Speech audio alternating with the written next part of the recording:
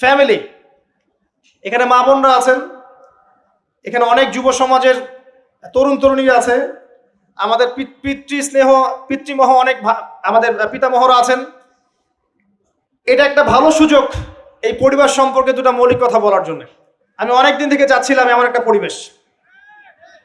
Listen ভাই, আল্লাহ পাক একটা আয়াতে বলেছেন, সূরা তাহরিম আয়াত নাম্বার 6, ইয়া আইয়ুহাল্লাযীনা আমানু, হে মুমিনগণ, কু আনফুসাকুম, নিজে জাহান্নামের আগুন থেকে বাঁচো, ওয়া আহলিকুম নারা, তোমার পরিবার বর্গকে বাঁচাও, আলাইহা মালাইকাতুন গিলাজুন শিদাদ, যেই জাহান্নামে কঠোর মনের ফেরেশতা আছেন, লা ইয়াসুনাল্লাহা মা আমারহুম ওয়া ইয়াফআলুনা মা ইউমারুন, আল্লাহ পাক তাদেরকে যে আদেশ করেন সে আদেশ পালনে তারা বিন্দু মাত্র ভূক্ষেপ করে না, মানে বিন্দু মাত্র গাফেলতি করে না। আল্লাহ পাক ভয় দেখাচ্ছেন জাহান্নামে এমন ফেরেশতা আছেন, আল্লাহ যা আদেশ করবেন তাই করবে। এই জাহান্নাম থেকে নিজে বাঁচো, পরিবার বর্গকে বাঁচাও। নিজে বাঁচবো কিভাবে? আমি বলে দিয়েছি কিভাবে। আপনি জ্ঞান অর্জন করবেন, আমল করবেন, হালাল খাবেন, তাওহীদে থাকবেন, সুন্নতে থাকবেন, ইনশাআল্লাহ বেঁচে যাবেন। পরিবার বর্গকে বাঁচাবেন কিভাবে? আসেন শুরু করি শুরু থেকে। শুরুটা হবে আপনার বিয়ে দিয়ে।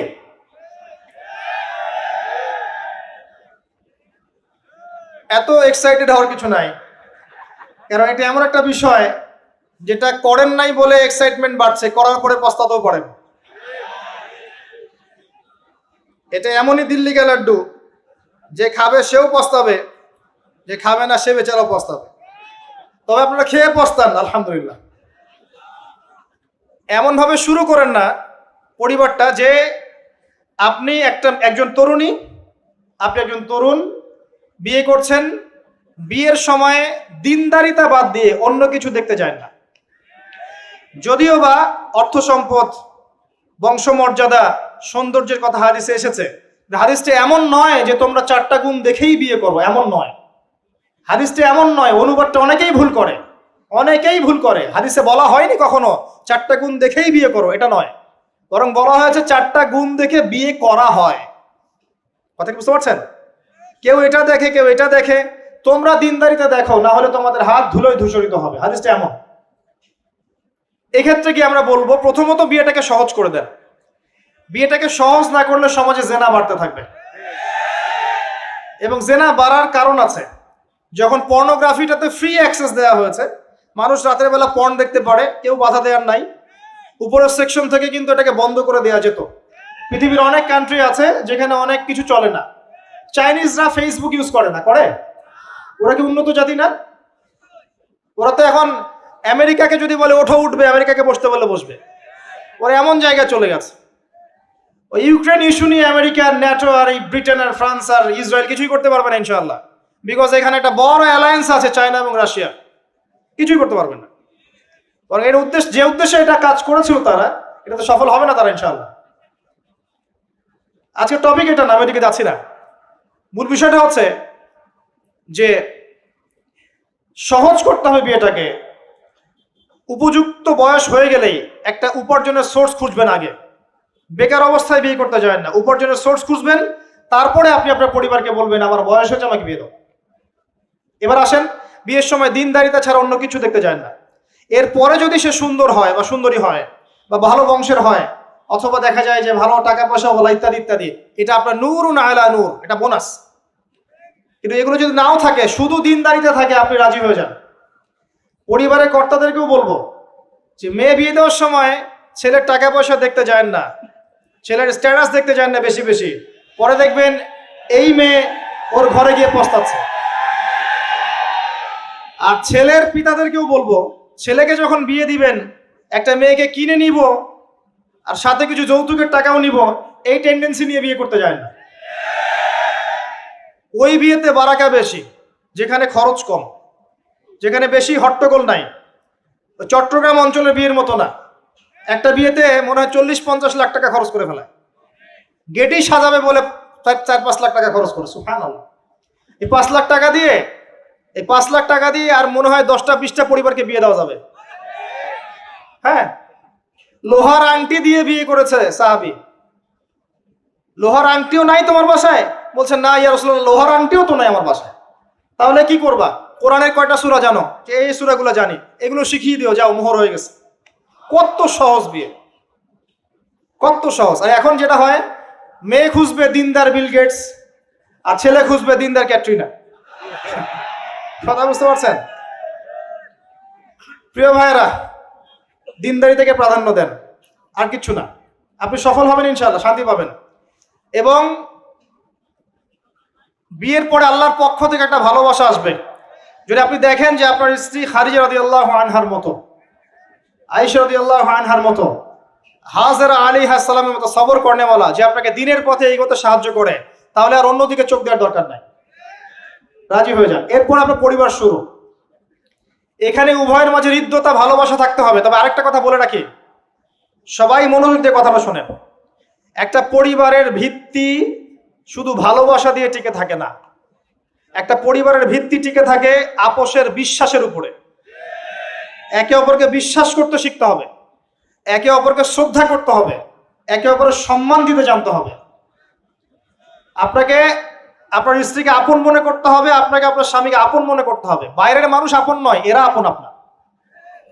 একজন একজন লেবাস, পোশাক।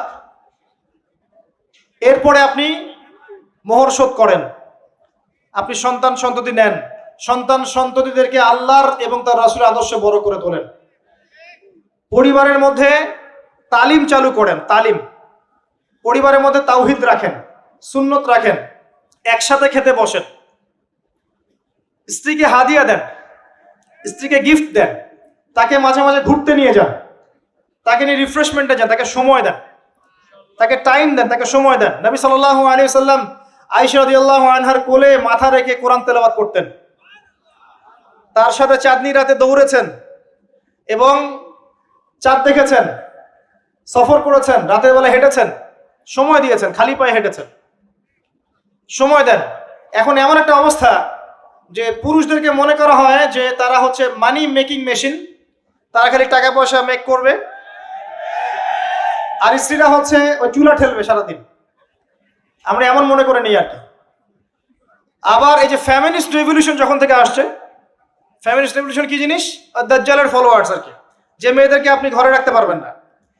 তো তারা যখন থেকে এসেছে, ইমার্জ করেছে, তখন থেকে তার একটা কনসেপ্ট দিয়েছে যে পুরুষ আর নারী একে অপরের প্রতিদ্বন্দ্বী। দেখবেন প্রতিদ্বন্দ্বিতামূলক কথাবার্তা বলে। স্বামীর মুখের উপর তর্ক করতে যাবেন না। স্বামীকে বাইরের অনেকগুলো বিষয় ফেস করতে হয়। একজন স্বামী মনে করেন প্রশাসনে চাকরি করে, তাকে তার ডিউটি ফেস করতে হয়, তার বসকে মেনটেন করতে হয়, তার এগুলো সামলাতে হয়, তাকে বাজার ঘাট করতে হয়, সারাদিন পরিশ্রম করে সে বাসায় ঢোকার পরে আপনি মুখটা গোমরা করে বসে থাকেন।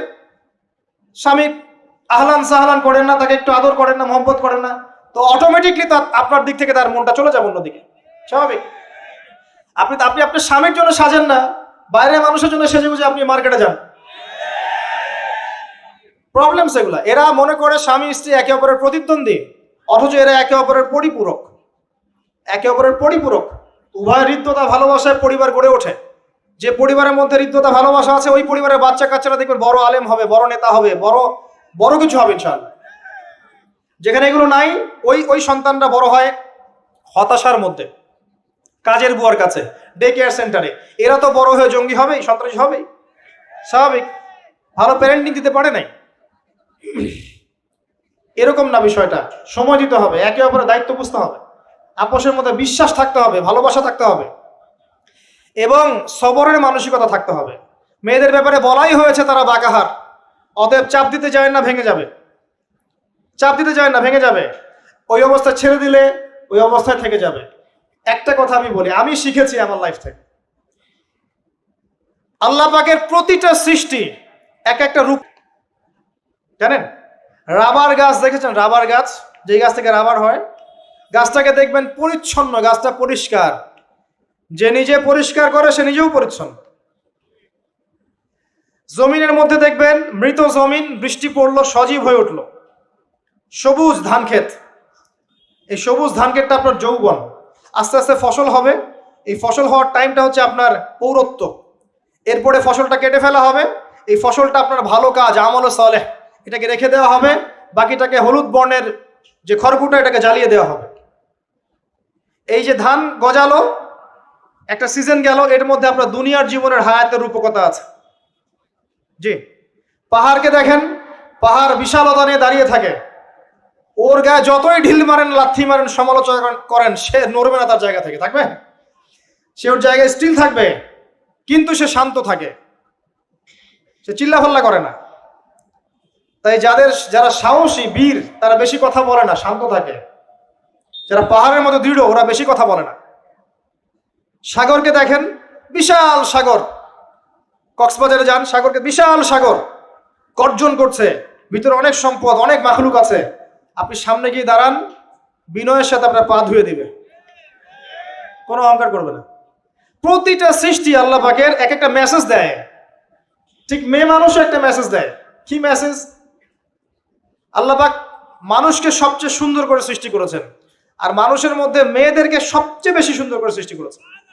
আল্লাহ পাকের সবচেয়ে সুন্দর সৃষ্টি হচ্ছে মেয়েরা, এবং তারা খুব নরম হয়, নরম, প্রজাপতি ধরার মতো। প্রজাপতিকে ধাপ করে ধরতে পারবেন না আপনি, শক্ত করে ধরতে গেলে প্রজাপতি নষ্ট হয়ে যাবে, মরে যাবে। প্রজাপতিকে কোমল ভাবে ধরতে হবে। ঠিক মেয়েদের সামনেও আপনার কোমল থাকতে হবে, বেশি হার্ড হতে যাবেন শেষ। আমি আপনার গার্লফ্রেন্ডের সামনে কোমল হতে বলি নাই, আপনার ওয়াইফের সামনে হতে বলেছি। কোমল থাকলে আপনি জিতে যাবেন। দেখবেন দুনিয়ার চিল্লা ফাল্লা করছে আপনার বাসায়, আপনি চুপচাপ আছেন পাহাড়ের মতো, কোমল আছেন। 5 মিনিট পর দেখবেন নিজেই ঠান্ডা হয়ে এসে বলছে, আচ্ছা সরি, ভুল হয়ে গেছে। আর যদি আপনি চিল্লা ফাল্লার কাউন্টার দিতে যান, তাহলে দেখবেন সুটকেস গোছানো শেষ, বাবার বাড়ি চলে গেছে। ডিল করা খুব ডিফিকাল্ট। এখানে আপনাকে খুবই সবরের পরিচয় দিতে হবে। আল্লাহ পাক বোঝার তৌফিক দান করুন। আর আমরা মা বোনদেরকে রিকোয়েস্ট করব, 4টা মূলনীতি মেনে কাপড় চোপড় পরবেন। আপনার কাপড়টা এমন হবে না যেই কাপড়টা পরলেও অঙ্গ প্রত্যঙ্গ দেখা যায়, বোঝা যায়, এমন হবে না। কাপড়টা এমন হবে না এত টাইট ফিটিং যে আপনার অঙ্গের উঁচু নিচু অবয়ব বোঝা যায়, এমন হবে না। কাপড়টা এমন হবে না যেটা অমুসলিমদের পোশাক, আর কাপড়টা এমন হবে না যেটা পুরুষদের পোশাক। এই মূলনীতিগুলো মেনটেন করে কাপড় পরবেন ইনশাআল্লাহ। এছাড়াও মেয়েদের কথায় পর্দা আছে, চলনে পর্দা আছে, ওঠা বসায় পর্দা আছে। নামাজ পড়ার সময় তাদেরকে কিছুটা শালীনভাবে নামাজ পড়তে হয়, তাদের চোখের দৃষ্টির মধ্যে পর্দা আছে।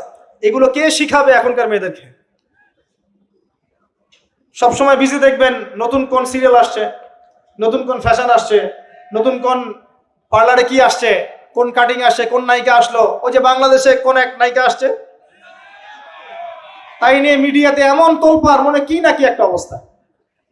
আল্লাহর কাছে তোমার কি মূল্য আছে হে? আল্লাহর কাছে তোমাদের কি মূল্য আছে? তোমরা কি 5 ওয়াক্ত নামাজ পড়ো? তোমরা কি পর্দা করো? তোমাদের মধ্যে হায়াবোধ কিছু আছে? তোমরা মানুষকে ভালো কিছু শেখাও, সমাজকে ভালো কিছু দাও, শালীন কিছু দাও। আল্লাহর কাছে তোমাদের কি মূল্য আছে? নবী সাল্লাল্লাহু আলাইহি ওয়াসাল্লাম তো জাহান্নাম দেখে সেই কথাটাই বলেছেন, আমি জাহান্নাম দেখে আসলাম, সেখানে বেশিরভাগ অধিবাসী হচ্ছে মেয়ে, নারী। কি কারণ? তারা এমন কাপড় চোপড় পরে বাইরে ঘুরতো, যেই কাপড় পরেও তারা নগ্ন থাকতো। আমি কি ব্যাখ্যা করতে হবে? আপনি দেখতে পারেন না? এবং তারা স্বামীর সাথে কুফরি করত। সারা জীবন স্বামী যদি তাদের ভরণ পোষণ দেয়, ভালোবাসে, মহব্বত করে, তাদের জন্য জীবনটা ক্ষয় করে ফেলে, এক পর্যায়ে গিয়ে বলবে, সারাটা জীবন তোমার কাছে কিছুই পাইলাম না। বাস্তব। এগুলোর কারণে মেয়েরা বেশি বেশি জাহান্নামে যাবে, এবং তারা মানুষ মারা গেলে মাতম করে, বুক পিঠ চাপড়ায়, এই কারণে যাবে, এবং তর্ক লাগলে অভিশাপ দেয় বেশি, এই কারণে যাবে। আল্লাহ পাক আমাদের মা বোনদেরকে হেফাজত করুন। তবে একটা হাদিস আছে সুসংবাদের। নবী সাল্লাল্লাহু আলাইহি ওয়াসাল্লাম বলেছেন, একজন নারী যদি 4টা কাজ করতে পারেন, জান্নাতের যে কোনো দরজা দিয়ে ইচ্ছা প্রবেশ করতে পারবেন। 1 নাম্বার 5 ওয়াক্ত নামাজ, 2 নাম্বার রমজান মাসের সওম, 3 নাম্বার আপনার লজ্জাস্থানের হেফাজত অর্থাৎ খাস পর্দা, এবং 4 নাম্বার আপনার স্বামীর আনুগত্য। ফ্যামিনিস্ট আকীদার মেয়ে হলে আনুগত্যকে দাসত্ব মনে করে, স্বামীর আনুগত্যকে তারা দাসত্ব মনে করে। স্বামী কে? স্বামীর সম্মান বোঝেন আপনি? স্বামী কে? যার ব্যাপারে নবী সাল্লাল্লাহু আলাইহি ওয়াসাল্লাম বলেছেন, আমি যদি আল্লাহ ছাড়া অন্য কাউকে সেজদা করতে বলতাম, তাহলে মেয়েদেরকে বলতাম তারা যেন স্বামীদেরকে সেজদা করে। আপনাকে আমি কিভাবে বুঝাবো স্বামী কে, স্বামীর মর্যাদা কোথায়? এগুলো কি ইসলাম মেয়েদেরকে ডমিনেট করছে এগুলো দিয়ে? কেন? এই স্বামী আপনার জন্য সারাটা জীবন ক্ষয় করে ফেলে। একটা চোর পর্যন্ত, একটা চোর, একটা করাপ্টেড মানুষ, দুর্নীতিগ্রস্ত মানুষ, সে চুরি করে দুর্নীতি করে এনে বাচ্চাকে খাওয়ায়। একটা ধর্ষক পর্যন্ত ওর মেয়েকে আদর করে। পুরুষ মানুষ কি জিনিস কেমন করে বুঝবেন? সারাটা জীবন ক্ষয় করে ফেলায়। যদি আপনি তার আনুগত্য করেন, তার সামনে সুন্দর মতো থাকেন, তার কথার সাথে তর্ক না করেন, ভালোবাসা দিয়ে থাকেন, আপনার জন্য সে জীবন দিতে প্রস্তুত থাকবে। এরকম পুরুষ মানুষ। আপনাদেরকে কেউ চোখ তুলে তাকালে চোখ তুলে ফেলাবে, এরকম পুরুষ মানুষ। আর এখন তো পরিস্থিতি ডিফারেন্ট। বাসায় পুরুষ বাইরের ছেলের সাথে ফোনে প্রেম হয়ে গেছে, পালাই চলে গেছে, বিয়ে করে ফেলছে। দেখবেন বাসায় স্ত্রী আছে, বাইরের মেয়ের সাথে প্রেম করে বিয়ে করা শেষ। বিয়ে করলে সমস্যা নাই, ব্যভিচার করে ফেলছে। বিয়ে সে করতেই পারে, সে যদি সমতা রক্ষা করতে পারে, সেটা তার ডিফারেন্ট ইস্যু, এটা অন্য ইস্যু। তো স্বামীর আনুগত্য আপনাকে কিভাবে বুঝাবো? এটা দাসত্ব নয়। নবী সাল্লাল্লাহু আলাইহি ওয়াসাল্লাম বলেছেন, কোন স্বামী যদি কোনো স্ত্রীকে চায়, তার প্রয়োজনের জন্য চায়, মহব্বতের জন্য, স্ত্রী যদি চুলায় রান্না করতে থাকে, ওই রান্না ফেলে দিয়ে তাকে আসতে হবে। হাদিস। রাতের বেলা স্বামী স্ত্রী শুয়েছে, স্বামীর চাহিদা আছে, স্ত্রীর কোনো সমস্যা নাই, স্ত্রী ফিট, ইচ্ছা করেই অহেতুক স্বামীকে বলল আমি রাজি না, উল্টা পাশে মুখ করে ঘুমিয়ে গেল। আল্লাহর নবী বলছেন, সারা রাত আল্লাহর পক্ষ থেকে একজন ফেরেশতা আসবে, এসে এই নারীকে অভিশাপ দিতে থাকবে। এখন এগুলো হাদিস শুনলে বলবে যে ইসলাম তো মেয়েদেরকে ছোট করছে। একজন মেয়ে তার, একজন স্বামীর কথা বলছে, স্বামী তার মেয়ে, তার স্ত্রী, তার মা, তার বোন, সবাইকে তার মিরাসের হক দিতে হয়। একজন মেয়ে তার বাবার সম্পত্তি পায়, কোনো কোনো ক্ষেত্রে তার ভাইয়ের সম্পত্তি পায়, তার স্বামীটা তো পাই, তার ছেলেরটাও পায়, নানি হলেও সম্পত্তির হক আছে। একটা মেয়েকে চতুর্দিক থেকে সিকিউর করা হয়েছে ইসলামে। তারপরেও কিছু ফ্যামিনিস্টের কারণে এরা বলবে যে মেয়েদেরকে ইসলাম ছোট করছে। হ্যাঁ, মেয়েদেরকে ইসলাম কেন ছোট করছে? কারণ পর্দা করে যে বাইরে বেরোতে বলেছে, ঢ্যাং ঢ্যাং করে নগ্ন হয়ে বেরোতে নিষেধ করেছে, এই কারণে। যদি বলে যে হ্যাঁ ইসলাম আপনাদেরকে ফ্রি মিক্সিং এর স্বাধীনতা দিচ্ছে, আপনারা সবাই ফ্রি মিক্সিং করেন, গেঞ্জি পরেন, টি শার্ট পরেন, স্যান্ডো গেঞ্জি পরে বাইরে ঘুরে বেড়ান, টাইট ফিটিং প্যান্ট পরে বাইরে ঘুরে বেড়ান, সব জায়গায় আপনারা ফ্রি মিক্সিং করেন, পর্ন দেখেন, জেনা করেন, মদ খান, ইসলাম খুব ভালো। তখন তোমাদের জন্য তো ইসলাম নয়, তোমরা জাহান্নামে যাও, আল্লাহর কি আসে যায়? ইসলাম তোমাদের জন্য নয়, তোমরা জাহান্নামে গিয়ে মরো, ইসলামের কিচ্ছু যায় আসে না। আল্লাহর ওয়াস্তে পারিবারিক আদর্শের দিকে ফোকাস করেন প্রিয় ভাই। নিজে জাহান্নামের আগুন থেকে বাঁচান, পরিবার বর্গকে বাঁচান, পরিবার আরেকটা পার্ট হচ্ছে আপনার পিতামাতার সাথে খারাপ আচরণ করতে যায় না আল্লাহর ওয়াস্তে। সেই ব্যক্তির জন্য ধ্বংস, যার পিতামাতা বেঁচে আছে, তাদের হক আদায় করে সে জান্নাতে যেতে পারলো না, তার জন্য ধ্বংস। আরেকটা অংশ আছে আপনার সন্তান সন্ততি, বাচ্চা কাচ্চার প্যারেন্টিংটা খুব সুন্দর করে করেন। যখন আপনি স্ত্রীর সাথে মিলন করতে গিয়েছেন, তখন দোয়া পড়েন, আল্লাহুম্মা বিসমিল্লাহি আল্লাহুম্মা জান্নিবনা শাইতান ওয়া জান্নিবিশ শাইতান মা রাযাকতানা। আমার মনে হয় এখনকার জেনারেশন যেগুলো আছে ফাসেক, মাদক সেবন করে, পর্নোগ্রাফিতে আসক্ত, ইয়াবাখোর, স্মাগলিং করছে, চুরি করছে, হাবিজাবি, ধর্ষণ করছে, আমার মনে হয় না তাদের পিতামাতা তাদেরকে জন্ম দেওয়ার সময় এই দোয়াগুলো পড়েছিল। কারণ পিতামাতা এই দোয়া পড়লে ওই সন্তানকে শয়তান স্পর্শ করতে পারে না। সন্তান হবে, সন্তান ছেলে হোক মেয়ে হোক, আপনার এটা নিয়ে মন খারাপ করার কিছু নাই। একজন কন্যা সন্তানকে লালন পালন করে সৎপাত্রে পাত্রস্থ করলে এই মেয়ে পরকালে আপনার জন্য জাহান্নামের আগুন থেকে ঢাল হয়ে যাবে। যার কাছে দুইজন মেয়ে আছে, দুইটা মেয়েকে সে ভালো করে মানুষ করেছে, নবী সাল্লাল্লাহু আলাইহি ওয়াসাল্লাম বলছেন সে জান্নাতে আমার সাথে এমন করে থাকবে, এইভাবে। কেউ যদি বিধবার দায়িত্ব নেয়, সেও নবী সাল্লাল্লাহু আলাইহি ওয়াসাল্লামের সাথে এইভাবে থাকবে। এতিমের দায়িত্ব নেয়, এইভাবে থাকবে। ফ্যান্টাসিতে ভুগছেন, একটা এতিম মেয়েকে বিয়ে করেন, একটা অসহায় তালাকপ্রাপ্ত মেয়েকে বিয়ে করেন, একটা বিধবা মেয়ে যার স্বামী মারা গেছে, কেউ নাই দেখার, তাকে বিয়ে করেন, তারপরে বোঝা যাবে আপনার মধ্যে কতটুকু দিন আছে। আর বর্তমান সভ্যতা আমাদের কি সমাধান দিবে? সবাই যদি দিনদার একটা করে ক্যাটরিনা খোঁজে, এই এতিম, এই বিধবা, এই যাদের দেখার কেউ নাই, এই মেয়েগুলা কি রাষ্ট্রের সম্পত্তি হয়ে থাকবে? এদের দায়িত্ব কে নিবে? পুরুষরা যদি দায়িত্ব না নেয়, কে দায়িত্ব নিবে? এখন কেউ যদি ওদের দায়িত্ব নিতে যায়, তখন তাকে আবার খারাপভাবে উপস্থাপন করা হয়, এই ব্যক্তির মনে হয় চরিত্র খারাপ। কিন্তু এদিকে বাইরে 10টা জেনা করে বেড়াচ্ছে, কোনো সমস্যা নাই, এগুলো উস্কায়। এইসব জাহেলদের জন্য ইসলাম নয়। ইসলামের প্রতিটা বেসিক ফান্ডামেন্টাল মানবতার কল্যাণের জন্যই। এগুলোকে ফরজ করা হয়নি, আপনি নফল, আপনার সামর্থ্য থাকলে আপনি করতে পারেন, না করলে কোনো সমস্যা নাই। কেউ যদি করে যে ইসলাম পরিপূর্ণরূপে পালন করার চেষ্টা করছে, এটার উপরে আমল করার চেষ্টা করছে, তাহলে আপনি তাকে ক্রিটিসাইজ করছেন কেন? কি সমস্যা আপনার? আরেকটা পার্ট হচ্ছে সন্তান সন্ততি। বাচ্চা কাচ্চাকে ছোটবেলা থেকেই মানুষ করতে হবে এমন ভাবে যাতে করে বড় হয়ে এরা এই উম্মার খালেদ এবং ওমর হতে পারে। বাচ্চা ছোট বাচ্চাকে আপনি ভালো খাবার দেন, মায়ের স্নেহ দেন, বাবা মার সাথে রাখেন, একটু গ্রাম্য পরিবেশে নিয়ে গিয়ে তাকে বড় করেন। কেন বলছে কথা? এখানে পরিবেশ সুন্দর থাকবে, সে দৌড়াবে ধুলার মধ্যে, মাঠের মধ্যে খেলবে, সুন্দর ভাষা শিখবে। এরপর তাকে ভালো প্রতিষ্ঠানে পড়ান। প্রতিষ্ঠানটা এমন হবে যে প্রতিষ্ঠানে জেনারেল শিক্ষা, ইসলামিক শিক্ষা একসাথে দেয়া হচ্ছে, সে সব শিখবে। আমার ছেলে কোরআনে হাফেজও হবে, আমার ছেলে ডক্টরও হবে ইনশাআল্লাহ। এভাবে করে তোলেন। আধুনিক হন, মাথাটা খাটান, ব্যাকডেটেড মানসিকতা বাদ দেন। বিশ্বটা এগিয়ে গেছে, আমাদেরকে এগিয়ে যেতে হবে। একমুখী জ্ঞান দিয়ে আপনি কিচ্ছু করতে পারবেন না এই যুগে। দ্বিমুখী শিক্ষার একটা হারমোনিয়াস কম্বিনেশন দরকার। আমাকে কোরআন জানতে হবে, সায়েন্সও জানতে হবে, নাহলে আমি সায়েন্স দিয়ে কোরআনকে ব্যাখ্যা করতে পারবো না, কোরআন দিয়েও সায়েন্সকে ব্যাখ্যা করতে পারবো না।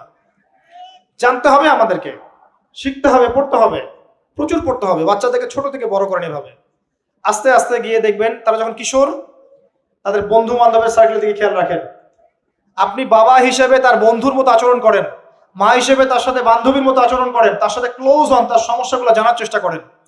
তাকে ফ্রি মিক্সিং এর মধ্যে পড়াশোনা করতে দিবেন না, না হলে স্কুল লাইফে সতীত্ব হারিয়ে ফেলবে। অনেক সময় অনেক মেয়ে আছে স্কুল লাইফে সতীত্ব হারিয়ে ফেলেছে, কলেজ লাইফে যেতে যেতে প্রস্টিটিউশনে চলে গেছে, অনেক মেয়ে আছে। এগুলো টপ সিক্রেট না, এগুলো সব ওপেন সিক্রেট। এখন ঘরে ঘরেই সমস্যা, মানুষ লজ্জায় বলতে পারে না। যে কটা মিডিয়া আসে এগুলো তো আমরা জানি, ঘরে ঘরেই সমস্যা ঢুকে গেছে, মানুষ লজ্জায় বলতে পারে না। ছোট ছোট বাচ্চা মেয়েদেরকে পর্যন্ত রেপ করা হচ্ছে এখন। এটা সেই ফ্যামিলিস্ট রেভলিউশনের কারণেই হচ্ছে। যত বেশি জেনাকে উস্কে দেওয়া হবে, তত বেশি ধর্ষণ বাড়বে। ধর্ষণ বাড়তে বাড়তে এক পর্যায়ে বাচ্চাদেরকে ধর্ষণ করা বাড়বে। এরপরে কি হবে জানেন? এরপরে মানুষ সমকামী হবে বেশি বেশি, ছেলের সাথে, নাউজুবিল্লাহ। তারপরেও কি হবে বলে যাচ্ছি, এরপরে আরো একটা ধাপ আসবে, যখন মানুষ গবাদি পশুর সাথে জেনা করবে। দেখে নিয়েন, এগুলো হাদিসে এসেছে, এমনি এমনি বলছি না, মানুষ এগুলো করবে। বাচ্চা কাচ্চাকে বড় করেন, ভালো খাবার দেন, ওকে খেলাধুলা করতে দেন। ও যত বেশি খেলাধুলা করবে, ও শরীরটা ক্লান্ত হবে, তখন খাবে ভালো, বেশি খাবে, ব্রেন শার্প হবে, ওকে ওর নেতৃত্ব দেওয়ার যোগ্যতা অর্জন হবে। ওকে খেলাধুলা করতে দেন, ওকে ব্যায়াম করতে বলেন, ওকে সাঁতার শেখান, ওকে তাইকুন্ডু শেখান, ওকে ফিজিক্যাল এক্সারসাইজ শেখান। ওই ডিভাইসে অ্যাডিক্টেড করবেন না, উল্টাপাল্টা কার্টুন দেখান না, উল্টাপাল্টা অ্যানিমেশন দেখান না, এমন গেমসের মধ্যে আসক্ত করে দিয়েন না, বাসায় ডিভাইস দিয়ে দিয়েন না, সারাদিন এগুলো খেলছে, এগুলো দিয়েন না। ওকে কায়িক পরিশ্রম করান, একটু বড় হয়ে গেলে বাজারে পাঠান, বাস্তবতা শিখুক, সংসার করতে শিখুক, ডিল করতে শিখুক, সামাজিক হতে শিখুক, ওকে সামাজিক বানান।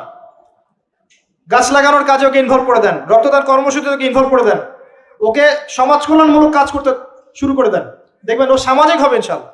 কম্বল বিতরণ করতে বলেন, ত্রাণ দিতে বলেন, ওকে উৎসাহ দেন, নামাজে উৎসাহ দেন, রোজা রাখতে বলেন। মেয়ে ছোট থেকে মেয়েকে পর্দা করতে বলেন, বলে ও দেখবে যে আমার মা যখন বাইরে যায় তখন এই পোশাকে বাইরে যায়। আলহামদুলিল্লাহ, আমি দোয়া করি আল্লাহ পাক আমার মেয়েকে যেন খাদিজা রাদিয়াল্লাহু আনহার মতো কবুল করে। আমাকে বলেছে যে বাবা আমি 5টা বোরখা নিব। ওর বয়স 3 বছর। ওকে ওর মা বলেছে যে বাইরে যেতে হবে বাবার সাথে একটা প্রোগ্রামে, ও বলছে আমি বোরখা পরবো, না হলে যাবো না। আমি অবাক হয়ে গেলাম যে আমি কিন্তু ওকে বলিনি বোরখা পরো, মানে আপনাকে পরিবেশ বলে দিবে, একটা পরিবেশ, একটা সুস্থ পরিবেশে আপনি যদি আপনার বাচ্চাকে বড় করেন, আপনার বাচ্চা দেখবেন সুস্থ হয়ে বিকশিত হবে ইনশাআল্লাহ।